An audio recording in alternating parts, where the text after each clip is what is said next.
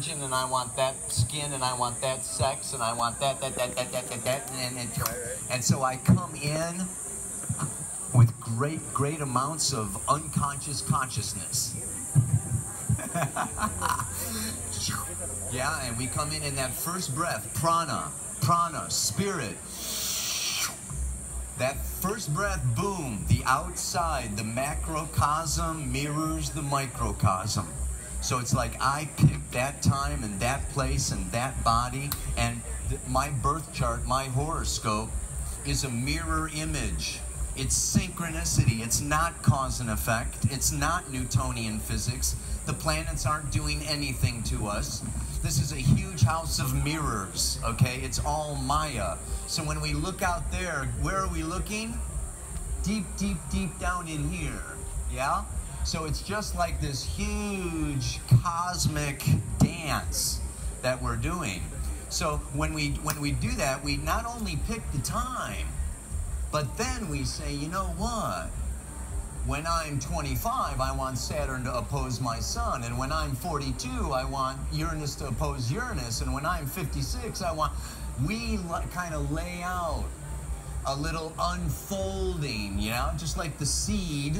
You know, the seed kind of sprouts and unfolds and opens. So we can not only use it to like see our purpose and our soul intention and why we decided to be born at this particular time. Your birth chart tells you what you're coming from, your past. It's the gifts you've got to bring. It's the treasure. It's something maybe you want to do over again, somebody you want to meet again, something you've never done before. It's like, I got to try that, right? So your past, you know, your past lives is the roots of part of your soul purpose and your soul intention in this lifetime. So you want to start with your past lives and kind of move into this projection, okay, into this powerful manifestation of your own personal, unique, individualized gifts, yeah, and intention. So when we look at where things are now, the more you know your birth chart, right, the more you go, oh, okay, that's coming around to my Venus, that's coming around to my moon, that's coming around to my ascendant, and you can time things. It's like surfing. You know, it's like I see a wave coming, time to paddle, man, right, you know? Or there's no waves out there at all. Maybe I should just sit still, right, you know? So it's like super cool. It's like all evolution occurs through cycles. Cycles upon cycles upon cycles. So today I'm just going to talk about a bunch of cycles, you know?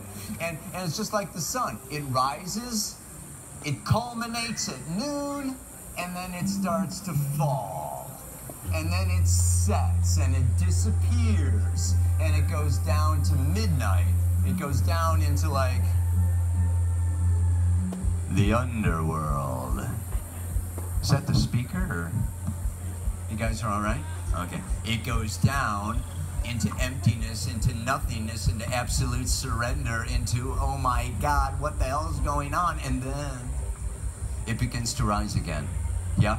So it's constant death and resurrection, death and resurrection. We peak and it just goes round and round and round and round. So we have all of these different cycles. And we got something happening. We got rhythm. We got beat.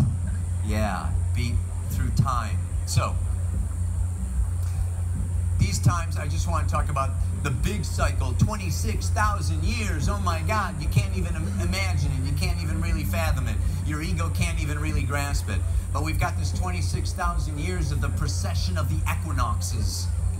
And this particular time right now is that this precessional, you know, is moving. And if we cut that 26,000 into 4, it's 6,500. And we've had 6,500 years of what? Male-dominated, patriarchal, socio-cultural, religious conditioning that is hierarchical. Okay, where the old guy with the beard is sitting on the top saying, hey, this is the law, this is the rule, this is what you do. Yeah? So this cycle, okay, has been shifting now. And we're in this big fall of the patriarchy, the rise of the feminine. You can feel it, you can see it, yeah? Thank fucking God, it's like a breath of fresh air. And I mean, I just want to talk a little bit about patriarchy, matriarchy. My understanding of masculine and feminine is what? In astrology, the masculine is fire and air. Fire and air, okay? Hot air. Okay, you guys are full of hot air. You know, it's like fire and air is clear. It's powerful. It burns. It transforms. It changes. It wants things straight and orderly. It's like the northern hemisphere, okay? We're gonna like get things very straight and clear and yeah? Very clear, very powerful, very changeable, very extroverted, going out, pioneering, starting, beginning, acting, changing, moving things. And the feminine in astrology is earth and water. The earth is solid, sensuous, sensual, physical. The water seeks the lowest level. It goes down, it falls. It's introverted, it goes into itself. It feels and it connects through the water and through the earth to Gaia and the greater rhythms and the frequencies that are way down deep in there. We are both masculine and feminine. I'm not talking about men and women.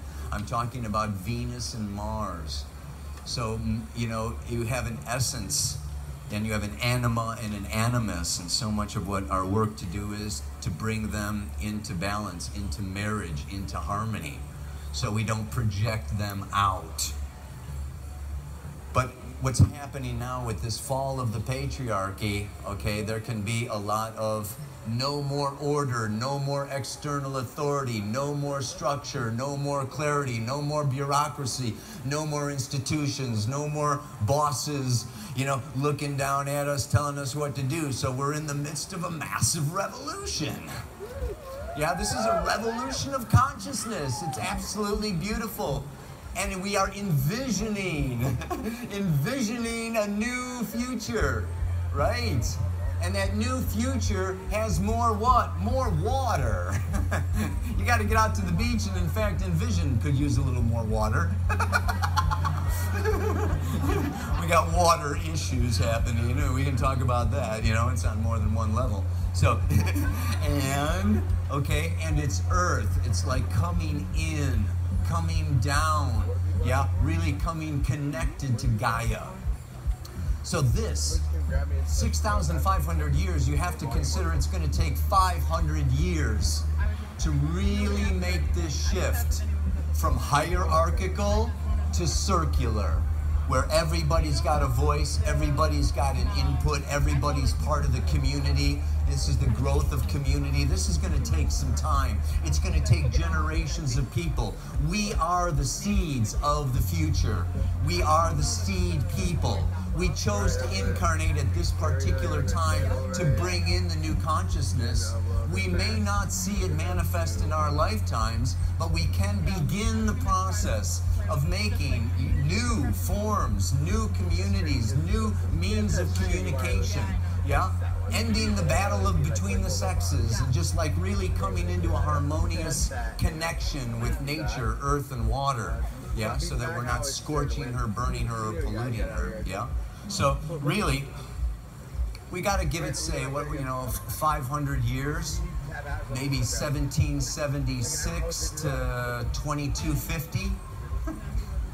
Yeah, that'd be 500 years. 1750 to 2250. So we're kind of slipping right in there with this lifetime, with this body that we've got right now, yeah? Within that big cycle, okay, so here we've got that big cycle. We're also emerging out of the 2,000-year age of Pisces. A lot of people ask me, when does Aquarius start? Are we in it? Did it, I mean, this is it? Is it I mean, it took him so. tricky thing is the vernal point moves a degree every 72 years, right? So this is like, it's a very slow clock. Like your lifetime is a degree, right? You know, so 1 degree, 1 degree, 1 degree. And then you've got these constellations. The signs are each 30 degrees equal, okay? But the constellations are bigger and smaller, and Pisces is huge, Aquarius is smaller. When does that vernal point go right through from Pisces to Aquarius? Come on. We have to give it, I'd say, 100 years. It's a 2,000-year age, the age of Aquarius. We're coming into it, we're birthing it, okay? We're kind of squeezing through, yeah? And it's going to take, I'd say, 100 years, yeah? We can take that 100 years from, say, 1950 to 2050. So this age of Aquarius, you know, we're at the point now where it's like breathe, push, breathe, push, breathe, push. Yeah, you know, it's crowning,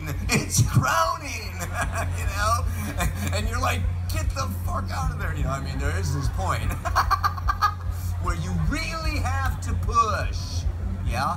And we are kind of at that point now. So we want to really look at this. Well, first we're coming from Pisces, but not only Pisces, Pisces with patriarchy on top of it, right? Pisces within patriarchy was different than Pisces within matriarchy and Pisces within anarchy, right? You know, so there's, you know, all these things are all changing cycles within cycles, like I said. But now we're also moving into this age of Aquarius. We're coming out of Pisces. Neptune, Pisces, the 12th sign, the last sign, the fish, yeah?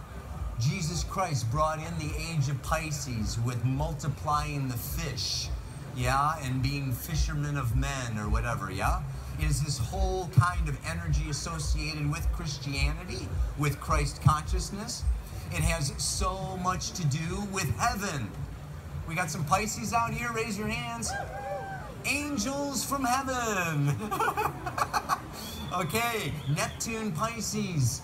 And right now, we've got what?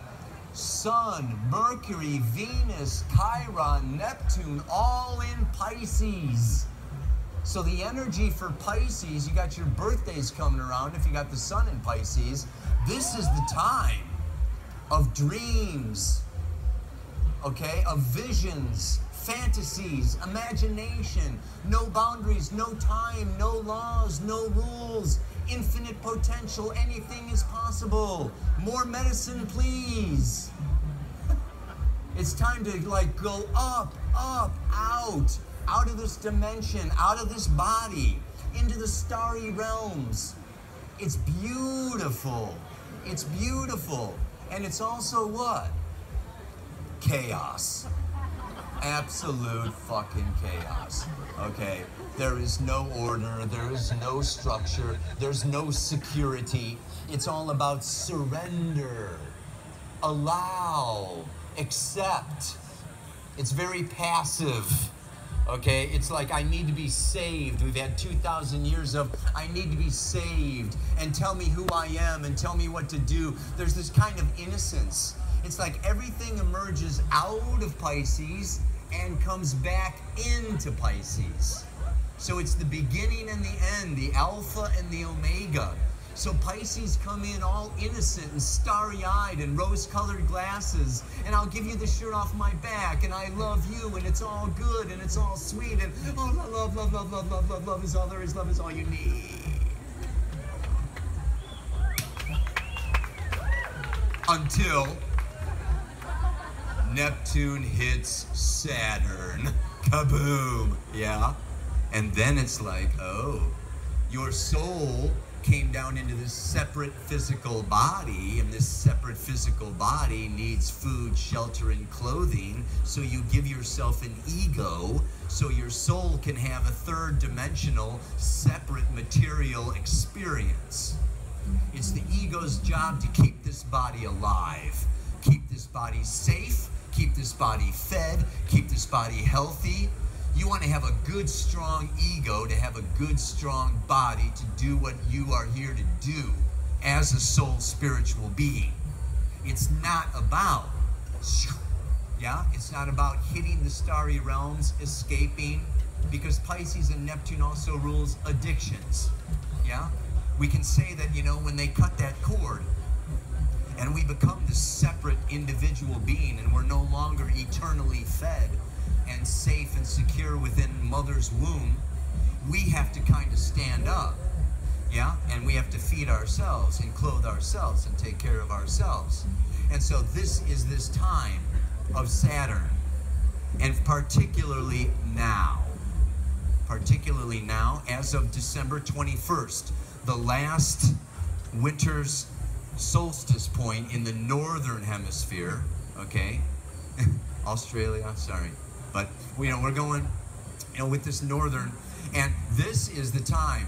Saturn goes around every 28 years, every 29 years. It does this cycle. You get hit with Saturn every 7, 14, 21, 28, 35, 42, 49, 56. You get Saturn. You get tested. You get checked. Time to make commitments, make contracts, break commitments, break contracts. Yeah, Saturn is separation. Saturn is goals, time, third dimensional reality. A, B, C, D. Neptune just kind of is A, B, C, D. A equals D, C equals B. Can't you see? You know what I mean? It's like, yeah, we're all one. Saturn goes, yeah, well, I'm one and you're one. This is the paradox that we're all facing now, okay? In Newtonian physics, there's gravity. In quantum physics, there's no gravity. We're coming in more and more and more into the phase, into the time period of the evolution of our human species, of being able to grasp, hold, exist within opposites. Saturn in the third dimension is polarized, dualistic consciousness. And we are now in the process of merging and uniting these opposites. We are the third eye, right? It's double, polarity, dual, moves into let thine eye be single. Yeah, this is this movement into the awakened state of understanding, of seeing, of penetrating the laws and the rules of paradox, where Saturn and Neptune can coexist together without trying, not trying, but without annihilating each other. Yeah? So this is the big shift. As of the solstice, December 21st, Saturn returned to Capricorn. Yeah? Capricorn. Capricorn is associated with the patriarchy. Yeah? Saturn is the hierarchical laws, rules, external authority, the boundaries and the immigration and the passports and the DMV and the everything else that, that really orders and structures everything in our lives, ready or not, like it or not. Yeah? So we're existing within this time-space continuum, and Saturn and Capricorn have to do with what? Duty, commitment, responsibility. Things that last on planet Earth last through time. Time is the test. Saturn is the test. If you've got your shit together, you're going to last. If your shit falls apart, your time is limited. Yeah? Okay? So Saturn is always calling us to maturity.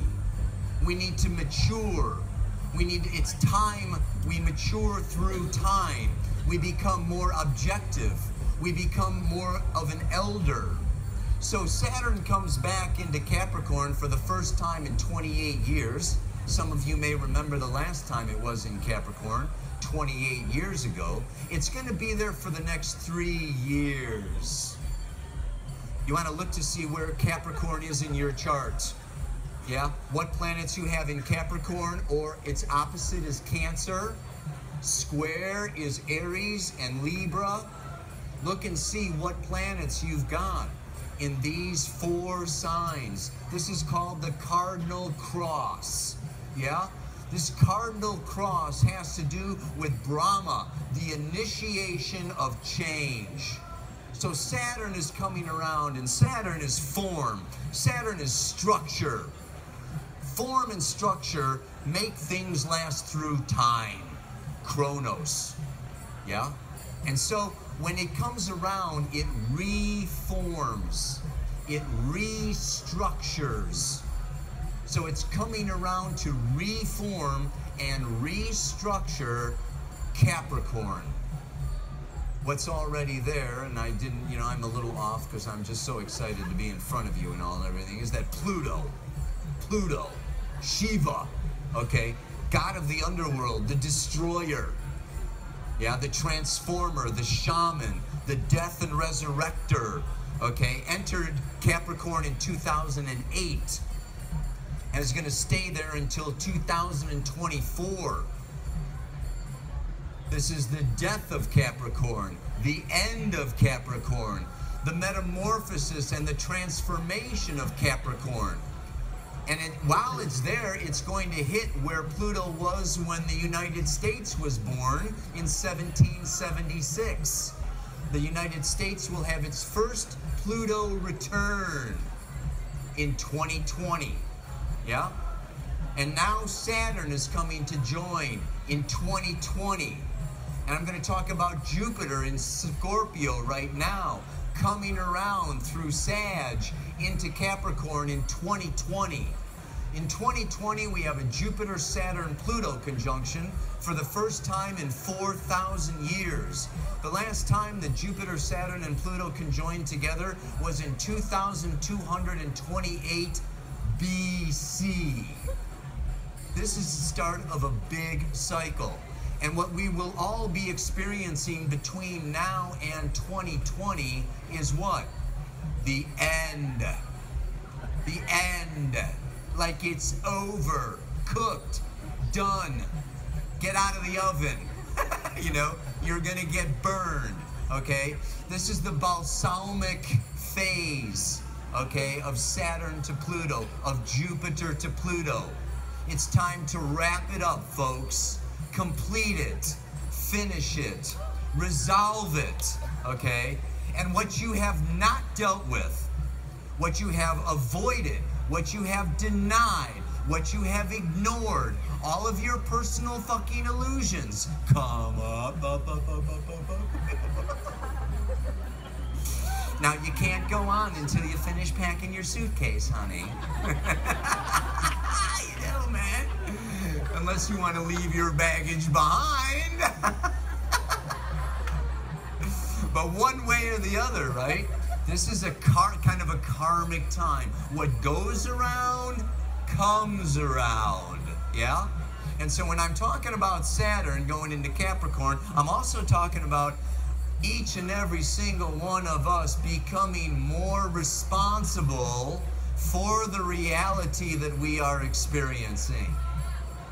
It's time to stop pointing fingers. It's time to stop blaming. Okay? It's time to stop being a victim. This is the end of victim consciousness.